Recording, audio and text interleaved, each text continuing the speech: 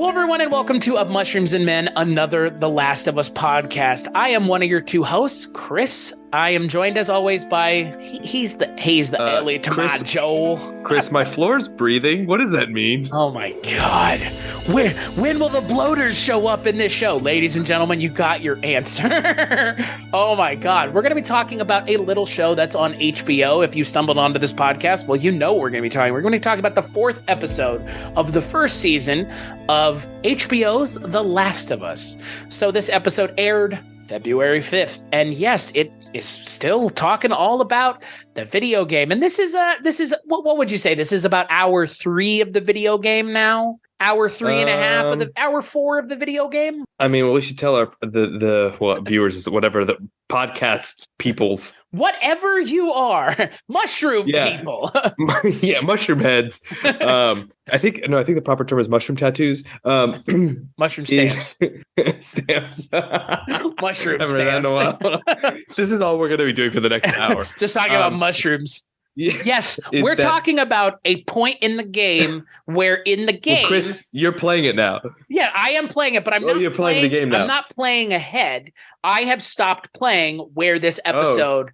Like I said, if this game is... if the show is following the game as closely as it seems to be, which I think it has been, I stopped playing around the part where this episode ends because I didn't realize certain things would happen and certain characters would be met. So when we last left our intrepid duo, they left Bill and Frank's house and they're traveling to Wyoming. And this is what happens when you... Okay, first off, I just want to ask you something because it bothered me in the video game and it bothers me here.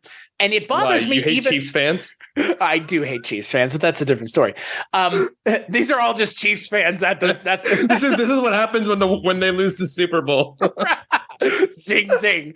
Here's the thing. Okay, I've never been to Pittsburgh, okay? And that's where this originally takes place in the game. It takes place in Pittsburgh. I have, however, been to Kansas City a lot. So I can tell you with absolute certainty a couple things. There are plenty of ways to get around Kansas City that don't require you to drive through downtown Kansas City. I had a problem with it in the video game. I have a problem with it here. It's a fucking contrivance for them to lose the car. It's fine. I get it. But nobody in their right mind would actually drive through a city with a car, knowing what Joel supposedly knows, both in the video game and in the show, that, I've killed people before. I've done this. Then why would you willingly take a golden item that nobody has, like a car, and go into the middle of a city? It bothers me in the game and it bothers me in the show because it feels very contrived. Yeah, I mean, part of it is just to add dramatic tension. I guess the one thing you could look at. Okay, so let's like do a quick recap, right? So you said Joel and Ellie are on the road. They're trying to get in the game. They go to was like Pittsburgh, and this time they're in Kansas City, and they're further west than they are in the show or in the game. And I think the only purpose for that is just like the creators were saying, just timing wise, it just made more sense for me further west. Like there's no real.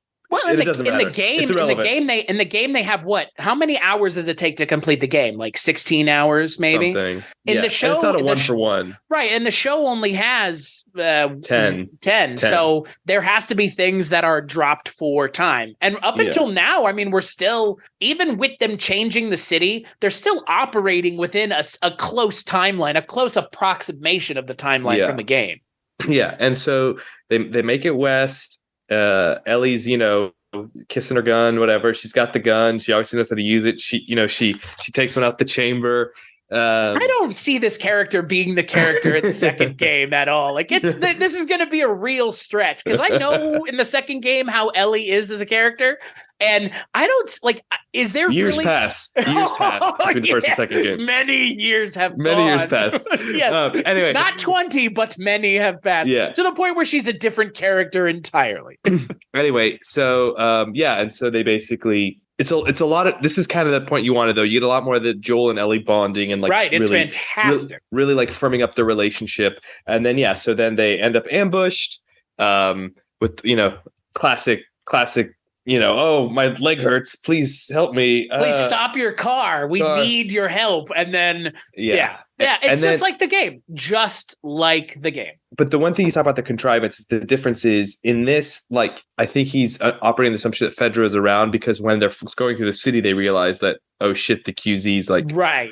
the doors have been blown open, which means things aren't operating as they're supposed to be. Which I do appreciate that in this they kind of say, okay, it was you operated under this assumption of something being X and it's Y. And that's not in the video game at all. I mean, in the video game, but in the video game, it's a lot more. In the video game, it's a lot. It seems like more.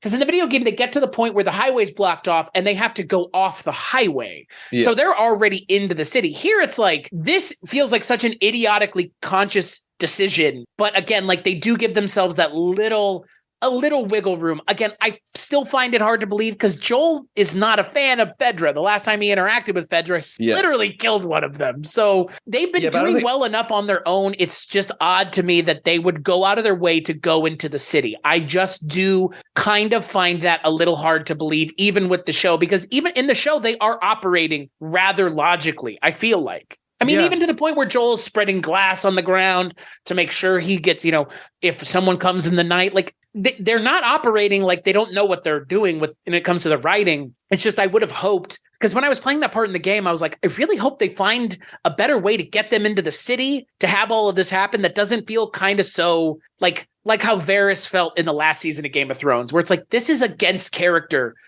Your character has been so smart and calculating and careful. And then all of a sudden he's like, take this letter that says I want to kill Daenerys to somebody. And it's like, oh, you would never do this. And it's like smart characters acting stupid to further the plot. It's just, that's a tad lazy writing. That's it. And again, it's just a little lazy, but that's fine. I mean, what happens because of it is entertaining. And I'm never going to complain about Melanie Lynskey being in anything, even though I found out she was in 2.5 Men, which is dude, she was Charlie Sheen's like, I'm sorry, that's not my point of reference for her. Thank God, I guess. Heavenly Creatures is where I know Melanie Lynskey from. And I was excited to know she was in this show because she is such a presence. But how closely is this hewing to the game? Because like I said, I'm not at this point in the game yet. So basically Melanie Lynskey's Kathleen character is like, they've overthrown Fedra and they're like these group kind of basically people that get very tribal, protect their own, but will do some We the People written on the side of their car, which I felt may have been a step too far towards something that they weren't intending it to. All right, January 6th, I see you. I'm not saying that. All I'm saying is it seems like that's what they're saying is all I'm saying. So I think this storyline is generally, I actually did a quick Wikipedia to refresh my memory because it's been a long time since I played the game. It's hewing, like the Sam and Henry thing is from the game. But we actually never saw the leader, so like we're the now person kind of pursuing them. Yeah, we said there's people pursuing them. We never saw like the puppeteer. So like it's interesting, and I think Neil Druckmann and Craig Mazin were on record saying like one of the advantages is now they can flesh out some of the villains, and like they want to give people a why. And Neil Druckmann said something interesting. He's like every person that's doing something. Like there's very few like truly evil people or that are doing things because they think they're evil. They're doing it as like a means of protection or like they think it's the right thing to do. And so I didn't interpret that as like, oh, I'm going to like totally feel for Kathleen and, want her to kill Joel and Ellie. But at least you can kind of step into her psyche, and her brother's been killed. She's angry. She's looking for someone to blame. They're feeling oppressed by Fedra. And she clearly doesn't give a fuck because she killed the doctor that delivered her. By the way, I was really, as kind of great as that scene was, I was disappointed that that's all we get to see of John Getz, who I don't know if you recognize him. No, he played the guy that Jeff Goldblum's Fly barfs on his hand and leg at the end of that movie. Bro, that's a deep cut. No, John Getz is amazing, man. He's such a he is a fantastic actor, like old school actor, been in a million things. But it's great to see him just, I'm your doctor. Don't kill me. I'm your doctor. Would you say he was a good Getz? Yeah, I would. And then he gets gotten there about pretty quickly. Man, Bella Ramsey really landed on thick this episode. I kind of liked it. Yeah, she's trying to be. The Ellie of the game is a little less precocious and a little bit angrier. Which I mean, the puns thing is taken straight from the game. Like she has a pun book.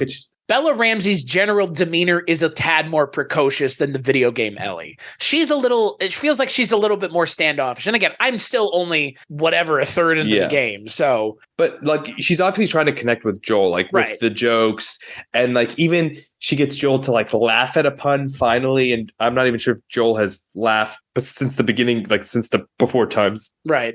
I got hiccups. You can edit that out, right? But I have to now.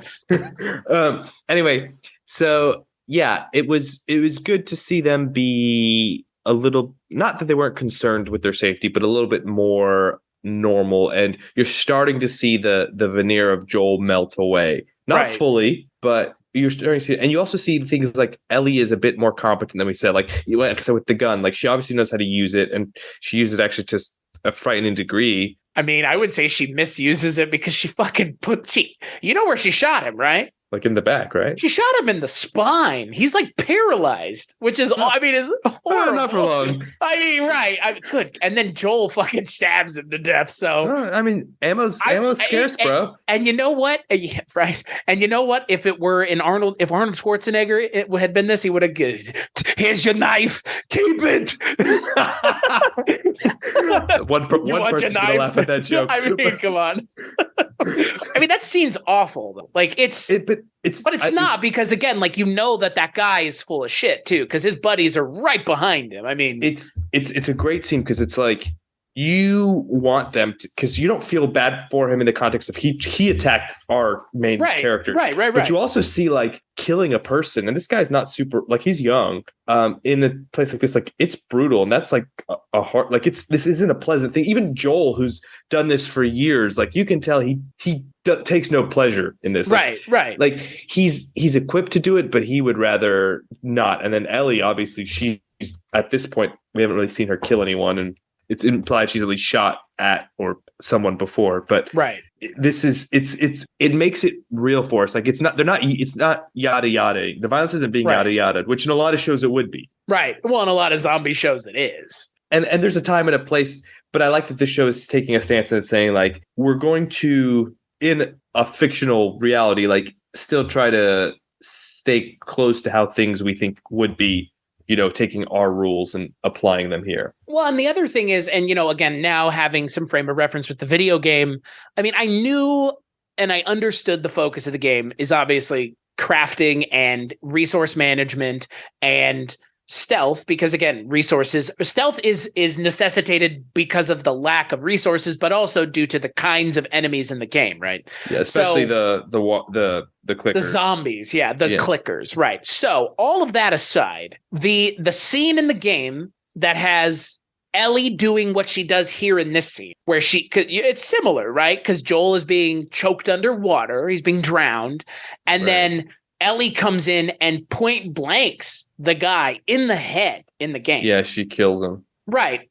Could they have done that in the show? I mean, yeah, they could have, but I don't think they've established her as a character to like straight up point blank someone. But they hadn't in the game either, because that was the first time she killed someone. Best we can tell. I think it was done. I think it was smartly done, because if that had been the way it had been done, I think you would have turned people against Ellie very quickly. I think they want to make her, I don't know, fall isn't the right word, but they want to make her transition into becoming more Joel-like. Right. A bit slower. Right. As opposed to just like point blanking a guy in the head. This is obviously a huge first step, and I wouldn't be surprised if within the next episode she's killing people. But at least it's not like she's eager to use the gun because the gun represents like a way to defend herself, right? And like we see that every episode she asks for a gun, she gets the gun, she kind of does the like, oh, look at like when you see those like cringe teenagers on Instagram or whatever with their guns, and then they accidentally like blow a hole in the ceiling because they don't understand keep your finger off the trigger, guys. And Joel has to teach her that. And so like I think the question is, does she want the gun because she like wants to kill people, or is like she wants the gun because it like represents that she is self-sufficient, or, you know, a little bit of A, a little bit of B. I think right now it's more of she wants to say like, I don't really need Joel, but like I'm happy to have him. And like, you know, worst comes worst, I can take care of myself. And she also wants to prove her value. Like, look, see, I'm not just luggage, or what do you say, cargo. Right.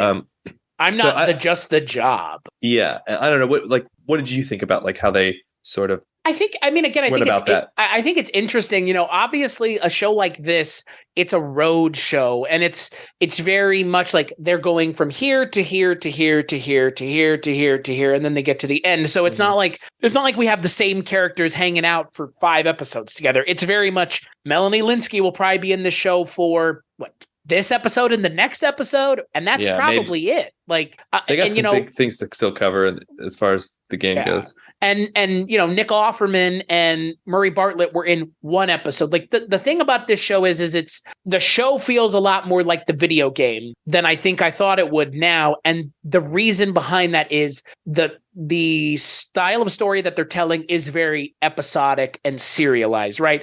You could cut each of these out as episodes and it be its own kind of standalone story.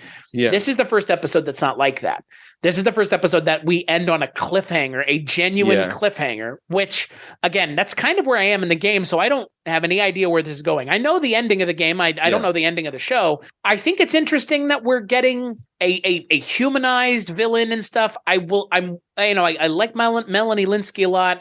I'll be curious to see where they go with her character and kind of what the end goal is, because, again, right now it's just, you sold us out, and I want to see what else they get to and where else they go with it. Because there's they've even said, and like you've said, there's a lot of stuff that you can mine here. I mean, if this character was never even in the game, unlike some of the other characters that we've seen who are in the game but not very much, like Bill and Frank, who Frank's not even in the game. Effectively, he's, by the time you meet him, he's dead. But what's so great about the show is it does have this opportunity to take a thread and tug at it, right? That's all this is. We're going to tug at a thread a little bit more than we did in the game. And I think let's flesh out the world. Right. I think it's working.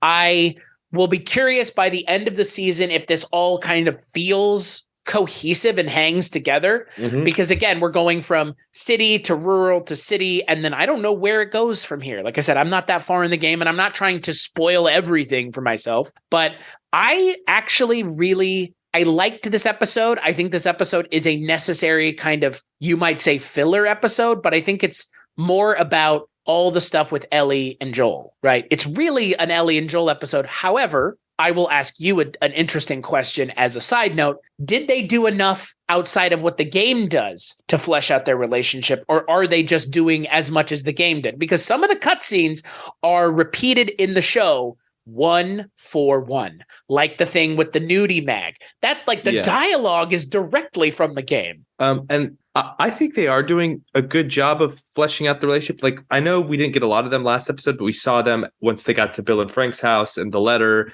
and spending time and, like, almost felt like an afterthought though to the episode. Like, yeah, but it did add to that. And then this episode definitely, with how they camped out, the jokes, the like conversations, and the things were taken from the game, but like those scenes serve the purpose of building that relationship in the game too. That's exactly what they were there for. So I agree. I think they've done a good job there. I thought to Melanie Lynskey's Kathleen point you were making earlier, like, it does remain to be seen. She's not like a menacing, hulking villain, but the fact is she has a very clear idea of what she wants, and that's revenge. And she's willing to essentially make up any narrative she can to support that. Like, she says, Sam and Henry, called these people in, and I mean, does she actually believe that, or she's just saying that to rile people towards her? And then I made a joke about it earlier, but we also see her with her well-bearded homie. Who may or may not have ties to this franchise already. Wait, who is he? The guy, her like second in command, plays Tommy in the game, dude. Oh, I didn't even realize that. He's the voice and the face actor for Tommy in the game. Well, he has Jeffrey Pierce. Yeah, Tommy doesn't have a beard in the game, so no. But it's the same. I recognized his voice because I heard his voice and I was like, that sounds like the dude from the game. Because also, again, in the game, haven't seen him since the opening cutscene. And in the show we haven't seen him since the opening scene, but obviously he'll come into it because they mentioned him again as well.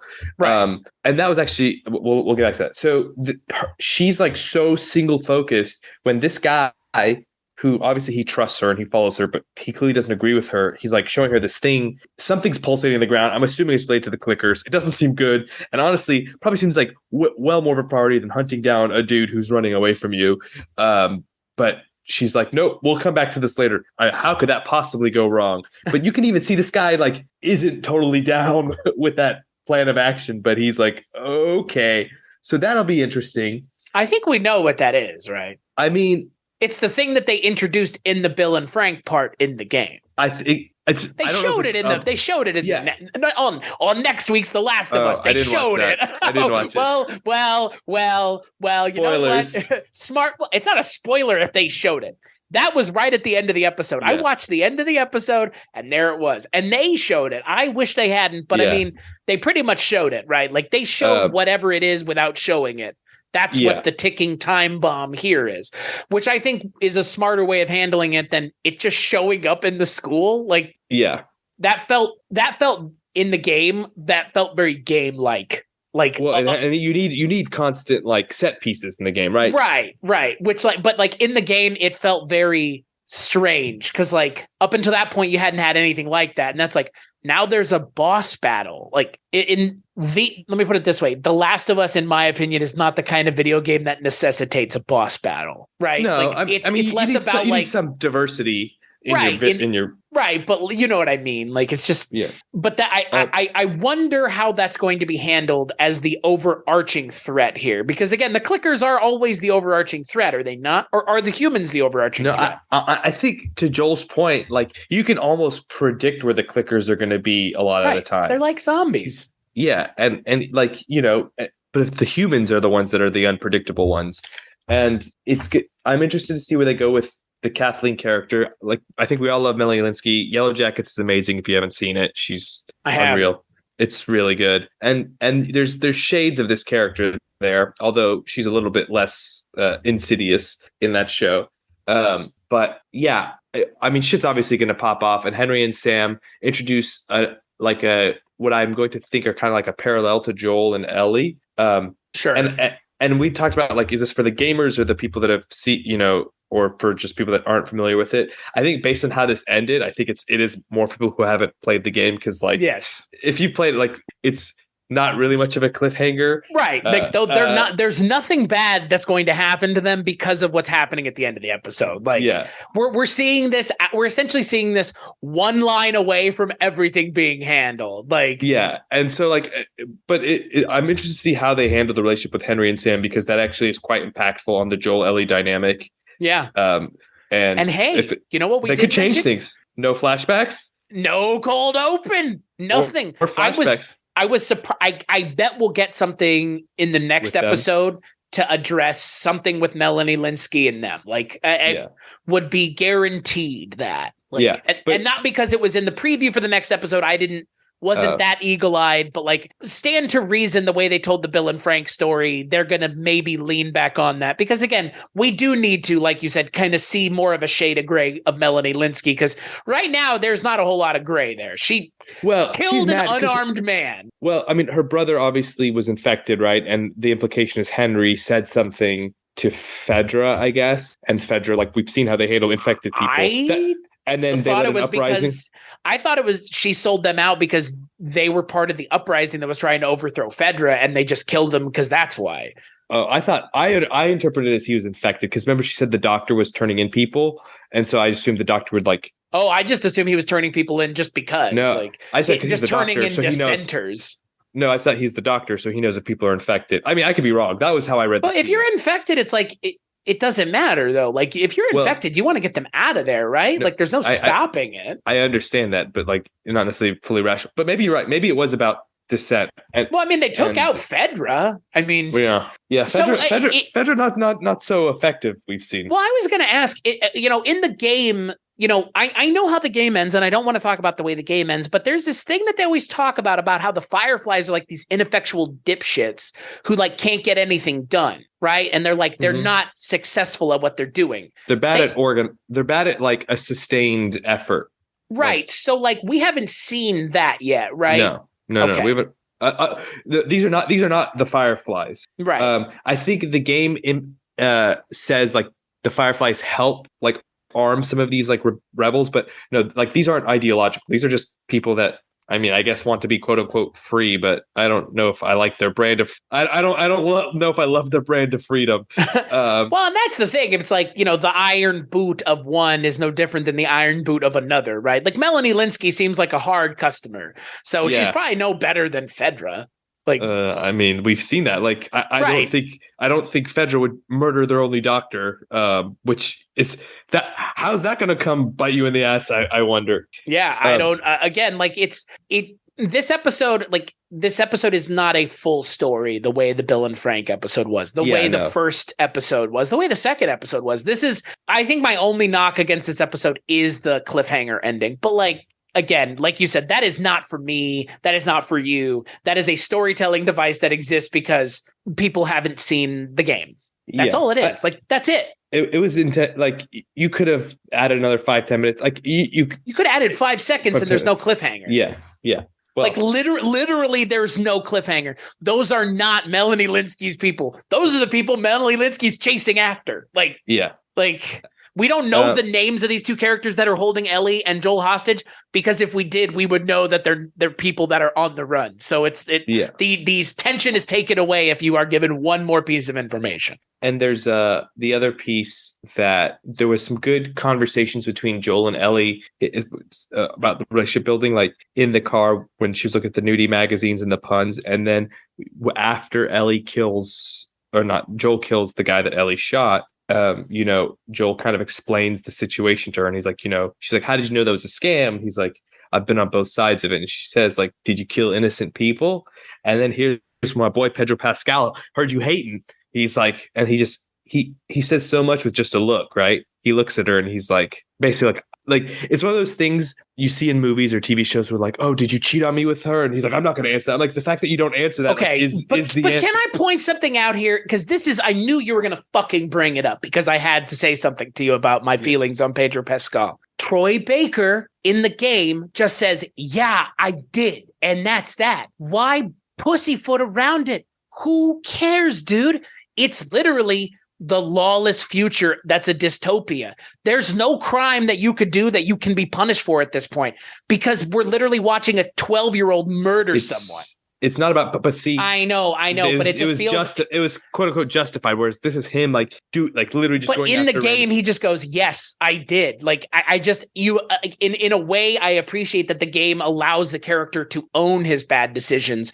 In the show, it feels like the character is almost allowed to say, "Yeah, I did," but like cat that got the canary. It's like. Is it that, or he's like, because he's starting to open up to Ellie, like he's afraid, like this will close the door on that, right? Character in the game didn't seem to be afraid that it would close the door. But, I mean, it doesn't have to be this. It's just. I know, but again, they set that dialogue up 1-to-1, and then they changed that one part. That's the one part that they changed. But he says in the game straight up, "I did kill innocent people." But why do you think they did that?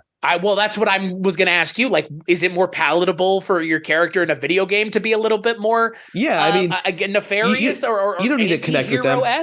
I just want to, fucking murder things. Not really, because the reason people get so angry about The Last of Us, the second game, is because of the emotional attachment that they have formed with the character of Joel. Joel is in like the top 15 characters in video games of all time. He's literally up there with Master Chief for people. Yeah, but I mean, maybe not me, but maybe, The Last of Us clearly resonated with a lot of people to the point where an entire video game is disavowed because of the way the character is treated. And that's not me saying that. I mean, we both know the backlash of The Last of Us 2 is undeserved because people got emotionally attached to a character in a fucking dystopian narrative where you should never get attached to characters because the likelihood is they're going to die because they almost always do. Oh, I've been bitten. Look, like, oh, there you go. Like, oh my God, like you're not my husband anymore. It's not your son anymore. Like, how many fucking narratives in post-apocalyptic anything have a positive, happy ending for the characters? None, because they're already living in a fucking nightmare. There's the end. Death is the release in these fucking narratives, right? Like, to die is to be free here because you don't have to worry about the clickers and the wastelanders and the government. Like, you're you're being attacked constantly. That's all I wonder is, why do they feel the need to make it that he's not as quote bad of a guy in the show as in the video game? I think they want us to understand that he's aware of the bad things that he's done, and he's done them, but he's not proud of it. And I think he's trying to set an example for Ellie that we'll see if he follows through on the rest of the way. I think bro, if he does what he does in the game, this doesn't track. Like, here's the problem. I know how the game ends, and the character in the game that tracks with that ending I'm going to ask you now because we're almost at the halfway point of this show. I'm going to ask you the question that anybody who knows where the show is going would be asking someone else. Is the show going to end the same way the video game ends? I think so. And I think that it will not. It will be. I'm very almost certain it will. It will. It will not work as well in the show as it does in the game because he is a different character here. The character in the game makes that decision, and I believe it. I believe that the character in the game is charting in that direction already because the character in the game is likable, but he's not that likable. He's not as likable as this version of Joel is. This version of Joel is trying very hard to get you to not like him. That's how likable he is. Because again, it's Pedro Pascal. He's just a likable guy. It's again, that's why also sick video of him dancing with the. Did you see that SNL video of him dancing with the? I saw the SNL thing you sent me, which was better than Chris Pratt. I knew you were going to say it. Because again, him saying "Let's go" is funny. I mean, where there's some Chris on Chris violence. Okay. Can I point again? My Chris Pratt thing comes from the same point of my criticisms for this. The source material does something so good, you choose not to change one thing, but you change picking and choosing the things you change. It shows that you understand certain narrative kind of edges that maybe need to be sanded off for the benefit of certain viewers, right? That's why they changed him, because there are going to be some people that will watch the show and go, no way I can get behind this character. And I wonder if they're tracking that way because the decision he makes at the end of the show, maybe he doesn't. I mean, I can't see them doing that, but I could, I guess, see them changing it or maybe leaving it ambiguous. I mean, he did still stab a dude like a helpless guy. But we didn't see it. We didn't see it. I mean, come on. My point is it's not okay, he softened his language slightly. He's not a fundamentally different person than he was in the game. So do you believe that the Joel of the show was out killing innocent people out in the cities to survive? Could you see him doing that? Yeah. As soon as after he lost his daughter, that would have really fucked someone up. And he's just it's I want to see the world burn. It's Pedro Pascal. I can't believe it. Actually, it totally tracks, especially if we consider Kathleen. She just lost her brother, and she's basically willing to see the world burn. For people that don't agree, with her. I believe her 100%. I believe Melanie Linsky 100%. But we didn't see Joel right after his daughter died, right? Right, but again, oh man. I'm not gonna. This is my hill to die on for this show. I know it's okay. I mean, it's okay. It's okay. We're gonna get to a point where it's either gonna be a problem or it's just gonna go away. Yeah. Look, I can't help that the video game did a good job. I can't help it that Troy Baker is talented at what he does. The book was better. It's not a book being better thing. Maybe you playing the game. The book is always better. It's whether true. or not the source material does enough to warrant existing as an adaptation of the good source material. The book and the movie are always going to be different. I don't know why we would compare them. It's more I'm asking That's exactly what you're doing. No, I'm asking why make a change? Why make a change? You are comparing it then. Because I am not comparing. I'm asking why make the change? What is necessitating you changing something that is perfect the way it is? I don't know, man. I think I'm not saying cast Troy Baker in this show. Obviously, not the point. I'm just saying the character of Joel in the show seems to be a lot less abrasive than the one in the game. What you're saying is you hate Pedro Pascal. What's your Twitter handle? So I don't hate Pedro Pascal at all. I like Pedro Pascal. That's the problem. I feel like Joel needs to be a little bit less likable. I just do. I come on, you got to give me that. I'll actually say one thing. The end of the game, I was all in on Joel and really liked him as a character and really affected me profoundly. So I don't actually think liking him now is going to. I think it's gonna make it more impactful. Okay, I mean, I could see that. I could see that being the case as well. But that means that moment is going to have to really blow the doors off. They're going to have to. I mean, again, maybe they go a complete. Because that moment, we have not seen in any source material of any kind that moment being decided like that. And that's what made The Last of Us, that's what sustained that game through the end of the game, is that it didn't fall off at the end. The end of the game punches you right in the face and says you're going to like it. It's a gut punch. Yeah. You said it yourself. I mean, we've talked about the ending and you've told me how you felt about it. You don't forget the ending of The Last of Us. That's a testament to the storytelling. And I think I'm just curious if they're going to nail it because, man, that it's going to be right. It's going to be hard. I'll try not to like do spoilers and whatnot, but it's definitely one of the most impactful video game endings I've ever seen. Not like it's not twisty or anything like. It's just a decision that's being made. It's just very like human, but like not. It's very real, I guess. It feels real. It underlines the cognitive dissonance of humanity, of wanting one thing and knowing how to get it and doing something else and just making that decision. Like, but I do think like it's the whole game, the narrative, the ending is all contingent on the Joel and Ellie relationship, and they are building that well. And I know you made a point about like not feeling that was where you wanted it to be, but I think this is going in the right direction. They made a few small changes, I think, just to maybe give us a little bit more time with Sam and Henry and understand their conflict a bit more, rather than hey, help us fight zombies or faceless no names. That's just a function of you have a bit more character time. Because you don't have to do like gameplay, right? You don't have to like shoot 20 walkers and shoot 10 people. Like, and again, like this, even with the last episode, kind of being what it was and the things that we talked about, like the fact that they're saying, hey, it's less about giving us just more of Joel and Ellie, but also expanding on the world. I appreciate that. I mean, that's those cold opens are what we're talking about. Those flashbacks, all of that is helping. And I actually really appreciate the world building that the show is doing, because a lot of these zombie shows don't even give a shit. You want to talk about stuff that's yada yada? That's the yada yada stuff and zombie stuff. It's like, whatever.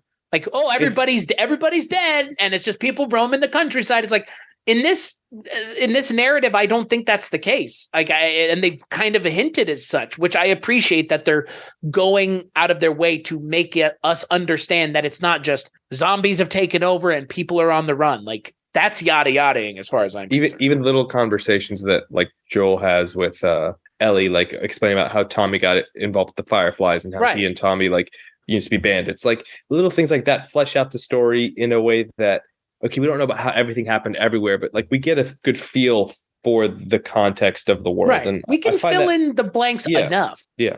And hey, you know what? I appreciate that they showed a fucking Loves with an Arby's at one point. I felt like that was intentional. I did see that. Very intentional. I did see that. We didn't have to. Arby's wasn't free to begin with. Which is not in the game. Fantastic line, nowhere in the video game. Like, that's the thing I think more than anything else, looking back on the last episode is, Craig Mazin and Neil Druckmann know how to write something. Like, there you go. And you know what? This episode with all the Melanie Lynskey stuff, I hope it gets as good of a payoff as the Bill and Frank stuff, because this is a wholly new character that has never been shown before. I mean, Frank is shown in the game, but we never see him. Frank's in the game, or Bill. Yeah, I mean, this character does not exist in the game. Like the impact of her actions does, but yes, she doesn't. And I'm liking that they're getting these like pretty good, like big actors to do these. I don't say bit parts, but they're not necessarily core for the entire season. Like, we had Tess in the first few episodes, then we had Bill and Frank, and it's like you're getting like really talented actors. Now you're getting Melanie Lynskey to play Kathleen, and like it just emphasizes that this is like a really high caliber of show, that they're not really cutting any expense. They're getting like really great talent to play like these important, if not like full season roles. And they're actually turning in fantastic performances. It's not like, Nick Offerman just showed up, went through the paces. Same with Melanie Lynskey. Like she looks suitably angry in this show and suitably pissed and like just at her wit's end. Like, I believe she's a woman on a mission. And I would want to.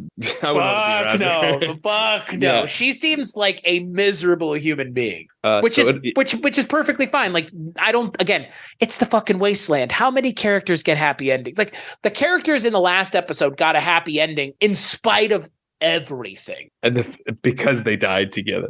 Right, exactly. Like, they made that decision, which is like the way these narratives normally end is either the decision's made for you or you make it yourself. So Melanie Lynskey's character, I'm curious to see where we go, but you'd be sick if they just like kill her before she ever meets Joel. Like, that would be like that would be so funny. Oh my god! Like, do like a fucking, what was that guy from the Star Wars movie that they just like killed off in the second one? You mean Snoke? Snoke. Or I was like Captain Phasma, also like kind of just randomly like that. Yeah. Oh yeah, that's right. Yada yada. Speaking of yada yada. Yeah, just yada yada out of existence. Yeah. I you know what? I am glad that the show is avoiding the zombie show stuff. It still has I think it's done a good job avoiding the zombie show stuff of like the usual tropes. But I think that's also because again, like The Last of Us isn't a zombie game. I've never killed so many humans in a zombie game before, guys. Like, you know what I mean? Like, The Last of Us is just about as much about the people as it is about the organic, human threat versus the humanity overriding threat. So, and the show is doing a good job of that because how many zombies did we see in this episode? None. Zero. We saw some nice pulsating though. Right. But we didn't see any zombies. I'm like, no zombies. Can you imagine showing someone this show and being like, this is the 4th episode of this show. It's about zombies. Be like, where's Daryl with the sword and Michonne cutting people's heads off? Like, where's that? Also, separately, did you see the news that there actually is like a fungal infection that's been impacting people because it is like hotter, and it's not like this, but it is like for people with like low. Is it like in Indonesia? No, it's like in, I don't know. I think the West Coast, like people with like low immunity have been like succumbing to this illness. That during COVID, there was a whole fungal infection in India because of in the summer times it's humid in the hospitals, and there were just people crowded in there, and people were getting infected with something probably similar, and it's like, oh Jesus. I know. It's like, come on, man. Look, this is like anything else. The zombie outbreak, the one that's like a disease from the wild, it would have to be like the perfect thing to happen. Same with this. It's like it would have to. I don't know if cordyceps could actually do this. I'm sure there are people much smarter than me that say, it could happen, but like, I think there's the things I was reading. this is what people want to hear, but tell me more about how we'll be living this in 5 years. Okay. So my understanding from mainly Reddit is that the cordyceps that control ants are like, not only is the temperature, but they actually evolved to like control like an ant's like it's an ant cortex thing. It's not like it could take over a fucking gopher and do the same thing. Like that's video game movie logic. It would take like many years of mutations and before something like that could happen. So someone would have had to have already been taken over by a cordyceps to be able to even understand what it's doing. Like, they may be able to kill us, but they won't take control of us. They'll just kill us. Right, which is like, much more fun, frankly. Is that better? I don't know. Right, we'll just be dead, which is fine. Better than being clickers or bloaters or whatever the fuck. So it sounds like you're back all in. I've been all in with the show. I'm not going to stop watching it. I'm all in on this show because it's the first time that something video game has actually been done well. Let's not kid ourselves. Like Detective Pikachu, kind of a one-off. A lot of the movies, a one-off. This is sustained. Dude, the last Mortal Kombat movie was lit. Okay, the last Mortal Kombat movie was fine. This is already better. This is making a case to be interpreted seriously as something outside of the game, right? Like Mortal Kombat, how many hoops do those movies have to jump through to make a fucking narrative that makes sense? Okay. They're not, again. Mortal Kombat isn't like a story. We already talked about, it is now if you play the games. Yeah. But with this, it's like, again, the narrative that they're going from is so rich and so well defined that the show has it's a layup. But at the end of the day, they could have fucked up super hard.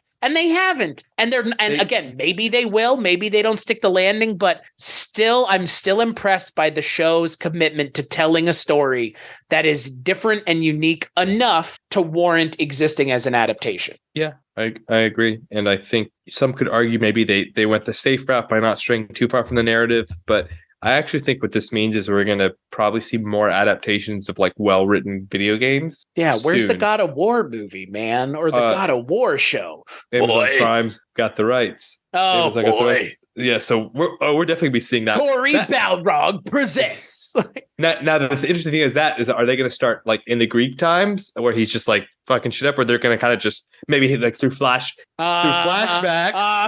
It's the same, man. They have the whole 3 games to flashback to. They could tell us a concurrent story like Westworld did, or like Arrow. Like what? Did you watch Arrow on the CW? Nope. It was very, very hit or miss in quality, but ultimately I did love that show. And they had actually there was like the premise is he's on this island for 5 years, and then Oliver Queen's brought back, and not half the show, but like a quarter, a third the show was like the flashbacks of him living on the island, and then the rest is like the present time. So I could see them doing a lot of that. I know, when the God of War show comes out, we'll probably do a podcast.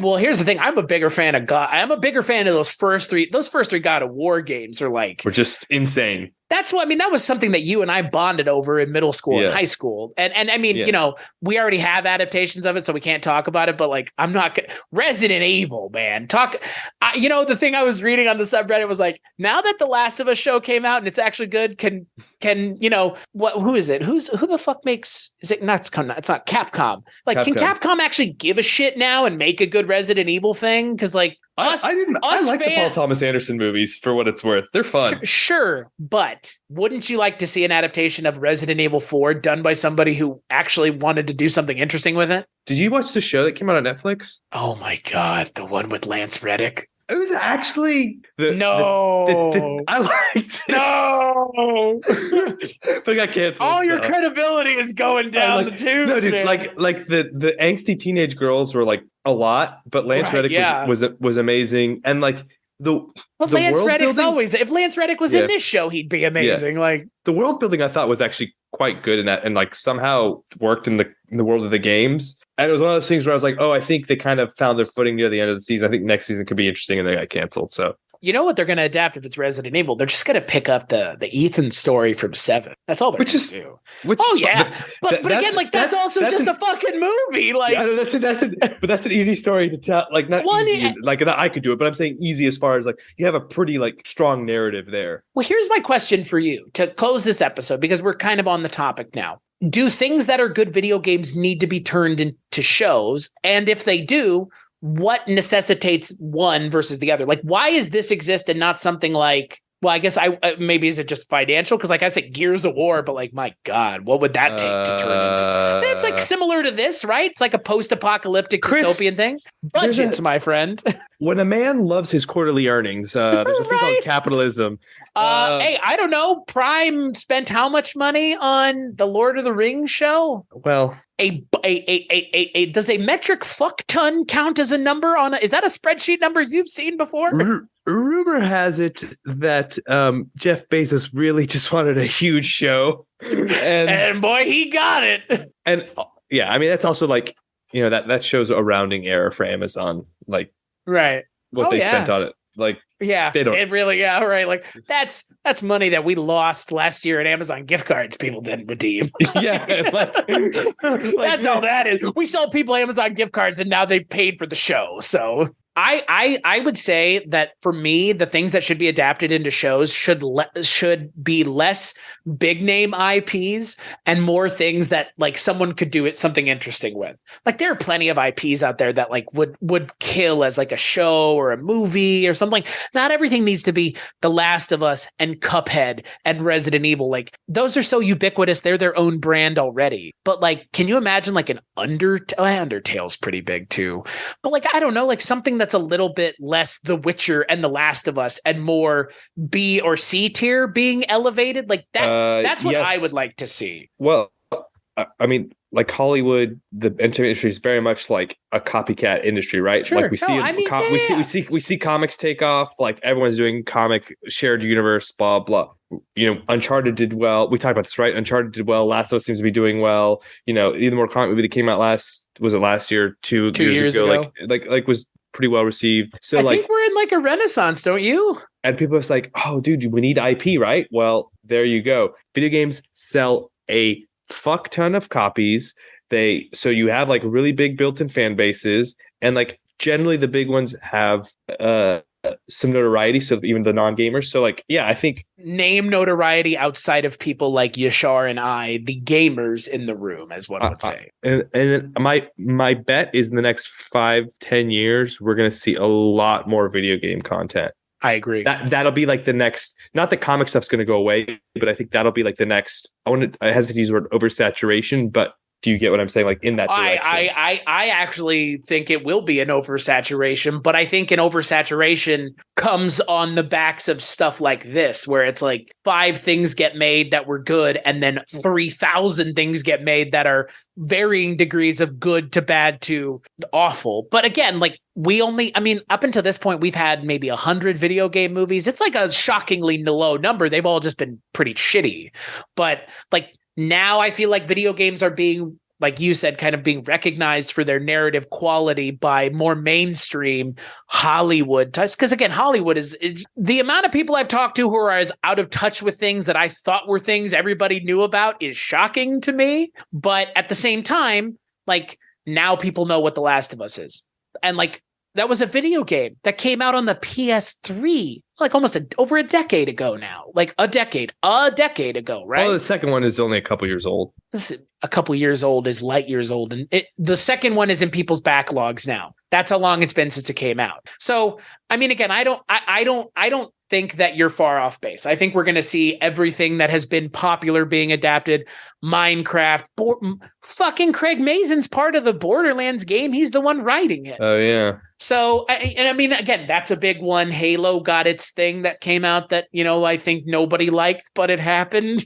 Again, like some things are going to get adapted finally and probably done well. And then some things may be readapted, like Mario, that, again, we make fun of Chris Pratt, but like a second Mario movie is getting made. And if you saw that first one, you would never think that anything would ever been done again in a large format. But yet here we are. So I think you're right. And yeah, we're going to get a God of War show, which will continue to add fuel to the fire. And my God, can the PlayStation just not be the one that has all the games that are being adapted? Because like Xbox was Halo and like it sucked so hard.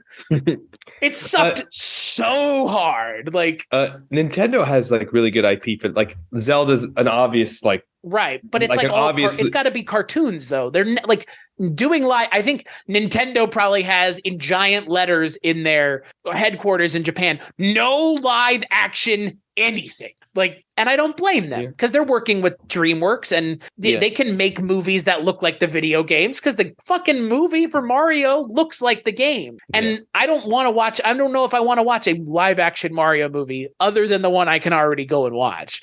I mean, Chris Pratt in a mustache and overalls. Who says no? I mean, that's what we got with Pedro Pascal on SNL. Yeah, I know. Let's go. Yeah, I'm with you. I think the oversaturation is coming, but again, as someone who's a video gamer, it's fine. It was like the comic book thing. Like we've been. Like you don't have to watch everything. You don't. Right.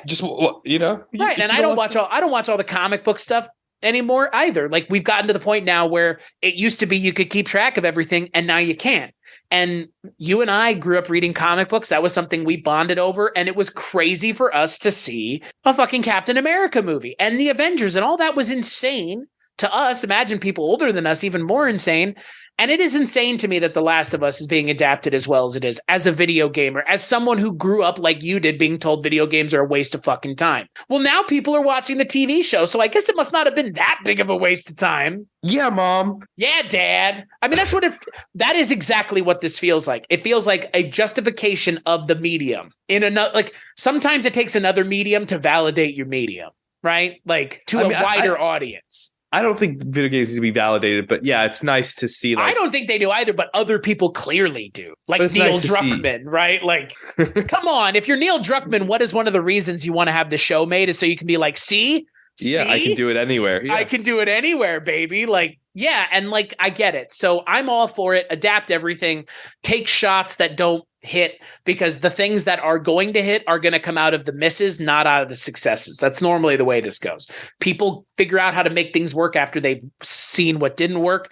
And we saw 20 years of what didn't work. Blood Rain, Postal, the movie. Looking at you, Uwe Boll, who was essentially the video game movie industry was him for like a decade. Yeah.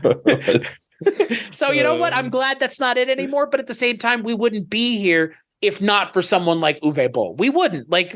Who was financing his movies? He was, dude, he's a genius, man. That guy is the next level genius. He was essentially getting all his movies paid for, like by the government and tax breaks and shit.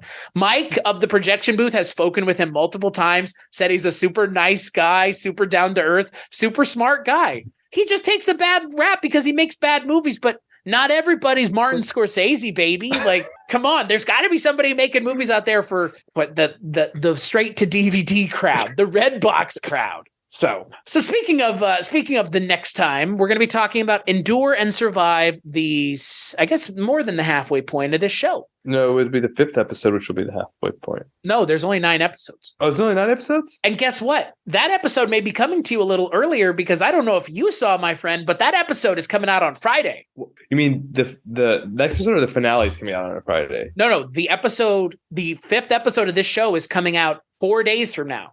Why? What's on Sunday? Right. Oh, right. It's the Chiefs. Because they want us to see the Chiefs. The Chiefs fans again. Want us to understand the Chiefs fans. Yeah. Okay. Yeah, they're actually releasing the episode on Friday to avoid the Super Bowl, which I've never seen that before. No. And I'm also like, the way like these streamers and stuff are set up, it's not really like for live viewership anyway. So it's not like, I'm gonna like cancel my HBO. I forgot that the show but whatever, it works for me. Hey, I'll watch the episode early. We get to see 2 episodes of the show in the same week. I'm not complaining. So we'll be talking about that. And as always, you can find Yashar and my mushroom head. Oh boy, not that you can't find our mushroom heads at Weird. You can find our discussion about people with mushroom heads at weirdingwaymedia.com, along with a whole host of other episodes of shows that you should totally be checking out if you're not already. So that's where you can find us. That's where you can find this show. And as for the mushroom people, you can find them on The Last of Us, the TV show that we've been talking about. And also on the Super Mario movie starring Chris Pratt. And as always, we'll catch you on the next episode.